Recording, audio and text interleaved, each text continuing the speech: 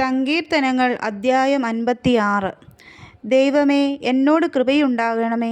മനുഷ്യർ എന്നെ വിഴുങ്ങുവാൻ പോകുന്നു. അവർ ഇടവിടാതെ പൊരുതി എന്നെ ഞെരുക്കുന്നു. എൻ്റെ ശത്രുക്കൾ ഇടവിടാതെ എന്നെ വിഴുങ്ങുവാൻ ഭാവിക്കുന്നു. ഗർവത്തോടെ എന്നോട് പൊരുതുന്നവർ അനേകരല്ലോ. ഞാൻ ഭയപ്പെടുന്ന നാളിൽ നിന്നിൽ ആശ്രയിക്കും. ഞാൻ ദൈവത്തിൽ അവൻ്റെ വചനത്തെ പുകഴും. ഞാൻ ദൈവത്തിൽ ആശ്രയിക്കുന്നു. ഞാൻ ഭയപ്പെടുകയില്ല. ജഡത്തിന് എന്നോട് എന്ത് ചെയ്യുവാൻ കഴിയും? ഇടവിടാതെ അവർ എൻ്റെ വാക്കുകളെ കൂട്ടിക്കളയുന്നു. അവരുടെ വിചാരങ്ങളൊക്കെയും എൻ്റെ നേരെ തിന്മയ്ക്കായിട്ടാകുന്നു. അവർ കൂട്ടം കൂടി ഒളിച്ചിരിക്കുന്നു.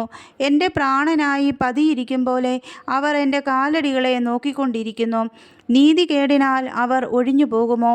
ദൈവമേ, നിൻ്റെ കോപത്തിൽ ജാതികളെ തള്ളിയിടണമേ.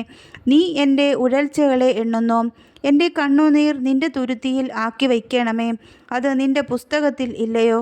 ഞാൻ വിളിച്ചപേക്ഷിക്കുമ്പോൾ തന്നെ എൻ്റെ ശത്രുക്കൾ പിന്തിരിയുന്നു.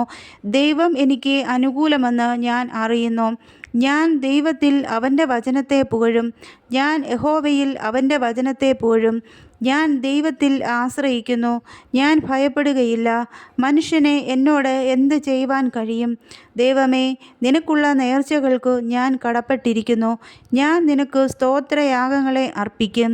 ഞാൻ ദൈവത്തിൻ്റെ മുമ്പാകെ ജീവൻ്റെ പ്രകാശത്തിൽ നടക്കേണ്ടതിന് നീ എൻ്റെ പ്രാണനെ മരണത്തിൽ നിന്നും എൻ്റെ കാലുകളെ ഇടർച്ചയിൽ നിന്നും വിടുവിച്ചുവല്ലോ.